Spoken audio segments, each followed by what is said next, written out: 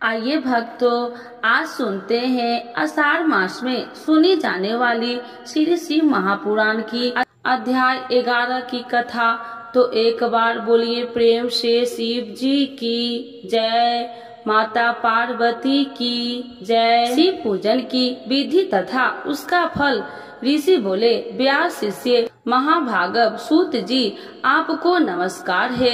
आज आपने भगवान शिव की बड़ी अद्भुत एवं परम पावन कथा सुनाई है। दयानिधे ब्रह्मा और नारद जी के संवाद के अनुसार आप हमें शिव पूजन की वह विधि बतलाइए जिससे यहाँ भगवान शिव संतुष्ट होते हैं। ब्राह्मण, क्षत्रिय, वैश्य और शूद्र सभी शिव की पूजा करते हैं। वह पूजन कैसे करना चाहिए, आपने व्यास जी के मुख से इस विषय को जिस प्रकार सुना है वह बतलाइए। महर्षियों का यह कल्याण पद एवं स्तुति असमस्त वचन सुनकर सूत जी ने उन मुनियों के प्रश्न के अनुसार सब बातें प्रसन्नता पूर्वक बताई। सूत जी बोले, मुनियों, आपने बहुत अच्छा बात पूछी है, परंतु वह रहस्य की बात है। मैंने इस विषय को जैसा सुना है वैसे जैसे मेरी बुद्धि है उसके अनुसार आज कुछ कर रहा हूँ। जैसे आप लोग पूछ रहे हैं उसी तरह पूर्व काल में व्यास जी ने स्तन कुमार जी से पूछा था, फिर उसे उपमयनु जी ने भी सुना था। व्यास जी ने शिव पूजन आदि जो भी विषय सुना था उसे सुनकर उन्होंने लोकहित की कामना से मुझे बता दिया था। इसी विषय को भगवान श्री कृष्ण ने महात्मा उपमयनु से सुना था। पूर्व काल में ब्रह्मा जी नारद जी से इस विषय में जो कुछ कहा था उसे इस समय मैं कहूँगा। ब्रह्मा जी ने कहा, नारद, मैं संक्षेप से लिंग पूजन की विधि बता रहा हूँ, सुनो। जैसे पहले कहा गया है वैसे जो भगवान शंकर का सुखमय निर्मल एवं सनातन रूप है उसका उत्तम भक्ति भाव से पूजन करे। इसमें समस्त मनोवांछित फल की प्राप्ति होगी। दरिद्र, रोग, दुख तथा शत्रु जनित पीड़ा, यह 4 प्रकार के कष्ट तभी तक रहते हैं जब तक मनुष्य भगवान शिव का पूजन नहीं करता। भगवान शिव की पूजा होते ही सारे दुख विलीन हो जाते हैं और समस्त सुखों की प्राप्ति हो जाती है। तत्पश्चात समय आने पर उपासक की मुक्ति भी होती है। जो मानव शरीर का आश्रय लेकर मुख्यतः संतान सुख की कामना करता है उसे चाहिए कि वह संपूर्ण कार्य और मनोरथ के साधक महादेव जी की पूजा करे। ब्राह्मण, क्षत्रिय, वैश्य और शूद्र की संपूर्ण कामनाओं तथा प्रयोजनों की सिद्धि के लिए क्रम से विधि अनुसार भगवान शंकर की पूजा करे। प्रातः काल ब्रह्म मुहूर्त में उठकर गुरु तथा शिव का स्मरण करके तीर्थों का चिंतन एवं भगवान विष्णु का ध्यान करे। फिर मेरा, देवताओं और मुनि आदि का भी। उसके बाद सैया से उठकर निवास स्थान से दक्षिण दिशा में जाकर मल त्याग करे। एकांत में मल विसर्जन करना चाहिए। उसे शूद्र होने के लिए जो विधि मैंने सुना रखी है उसी को आज कहता हूँ, मन को एकाग्र करके सुनो। ब्राह्मण गुर्दा की शुद्धि के लिए उसे 5 बार शुद्ध मिट्टी का लेप करे और क्षत्रिय 4 बार, वैश्य 3 बार और शूद्र 2 बार विधि पूर्वक गुर्दा की शुद्धि के लिए उसमें मिट्टी लगाए। दोनों हाथों में भी मिट्टी लगाकर धोए। स्त्रियों को शूद्र की भांति अच्छी तरह मिट्टी लगानी चाहिए। हाथ पैर धोकर पूर्वा शुद्धि मिट्टी ले और उसे लगाकर दांत साफ करे। फिर अपने वर्ण के अनुसार मनुष्य दत्तवन करे। ब्राह्मण को 12 अंगुल की दत्तवन करनी चाहिए, क्षत्रिय 11 अंगुल, वैश्य 10 अंगुल और शूद्र को 9 अंगुल करे। यह दत्तवन का नाम बताया गया है। स्मृति के अनुसार काल दोष का विचार करने की दत्तवन करे या त्याग दे। तत् सृष्टि प्रतिपदा अमावस्या नवमी व्रत का दिन सूर्यास्त का समय से रविवार का श्राद्ध दिवस या दंत धवन के लिए विवर्जित है। इनमें दत्तवन नहीं करना चाहिए। उसके पश्चात तीर्थों के जल से आदि में जाकर विधि पूर्वक स्नान करना चाहिए।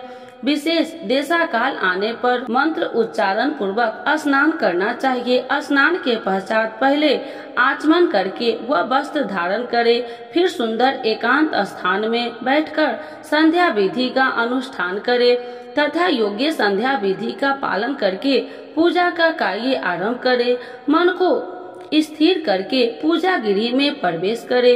वहाँ पूजन सामग्री लेकर सुंदर आसन पर बैठे। पहले न्याय आदि करके क्रम से हर हर महादेव जी की पूजा करे। शिव जी की पूजा से पहले गणेश जी की, द्वारपालों की और दिग्पालों की भी भली भांति पूजा करके पीछे देवताओं के लिए पीठ स्थान की कल्पना करे अथवा अष्टदल कमल बनाकर पूजा देव्य के समीप बैठे और उस कमल पर ही भगवान शिव की समासीन करे। तत्पश्चात 3 आचमन करके पुनः दोनों हाथ जोड़ प्रणाम करके मध्य थरण अर्थात कुभक करते हुए समय त्रिनेत्रधारी भगवान शिव का इस प्रकार ध्यान करे। उनके 5 मुख है, 10 भुजाएं है, शुद्ध स्फटिक के समान क्रांति है। इस प्रकार के आभूषणों उनके श्री अंगों में भी भूषित करते हैं तथा वे व्याध चमड़ की चादर ओढ़े हुए हैं। इस तरह ध्यान करके भगवान करे कि मुझे भी इनके समान ही रूप प्राप्त हो जाए। ऐसी भावना करके मनुष्य सदा के लिए अपने पाप को भस्म कर डाले। इस प्रकार भावना द्वारा शिव का ही शरीर धारण करके उन परमेश्वर की पूजा करे। शरीर शुद्धि करके मूल मंत्र का क्रमशः न्याय करे अथवा स्पर्श प्रणाम से ही संगत न्यास करे। ओम यद्यपति रूप से संकल्प वाक्य का प्रयोग करके फिर पूजा आरंभ करे। पाद अर्थ के आचमन के लिए पात्रों को तैयार करके रखे। बुद्धिमान पुरुष को विधि पूर्वक भिन्न भिन्न प्रकार के 9 कलश स्थापित करे।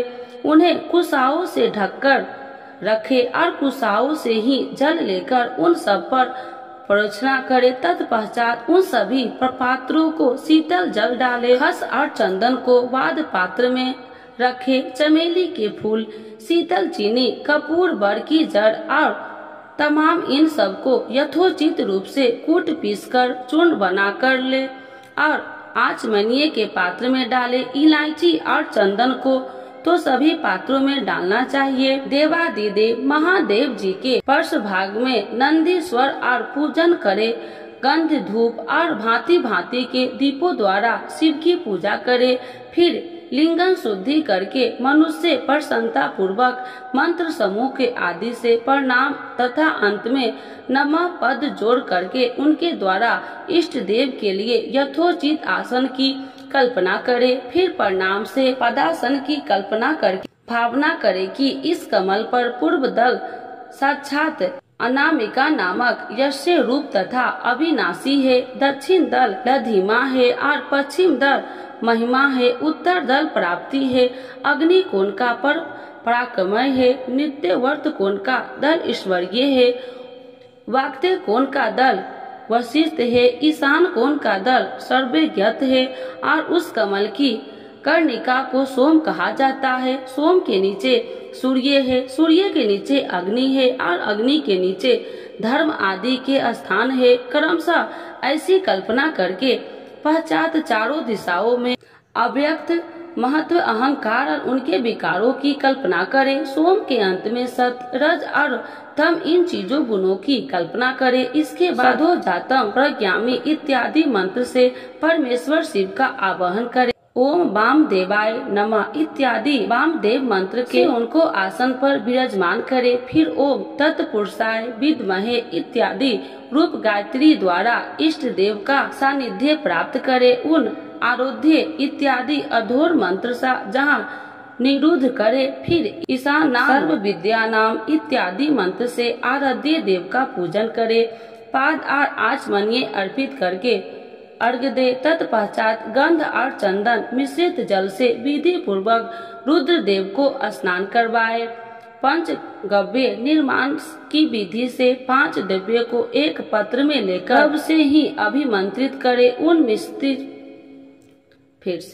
उन मिश्रित द्रव्य के पदार्थों द्वारा भगवान को नहलाए। तत्पश्चात पृथक पृथक दूध, दही, मधु, घी गन्ने के रस से नहाकर समस्त अभिष्टों के दाता और हितकारी पूजनीय महादेव जी का प्रणाम करके उच्चारण पूर्वक पवित्र देवियों द्वारा अभिषेक करे। पवित्र जल पात्रों में मंत्र उच्चारण पूर्वक जल डाले। डालने के पहले साधक श्वेत वस्त्र से उस जल को यथोचित रीति से छान ले। उस जल को तब तक दूर न करे जब तक इष्ट देव को चंदन न चढ़ा दे। तब सुंदर द्वारा प्रसन्नता पूर्वक शंकर जी की पूजा करे। उनके ऊपर कुश अपमान मार्ग कपूर चमेली चंपा कनेर कमल आदि चढ़ाए। पूजा करे। परमेश्वर शिव के ऊपर जल की धारा व्यवस्था करे। जल के द्वारा मंत्र उच्चारण पूर्वक पूजा करनी चाहिए। यह समस्त फलों को देने वाली होती है। ओम नमः शिवाय। तो एक बार बोलिए प्रेम से शिव जी की जय, माता पार्वती की जय।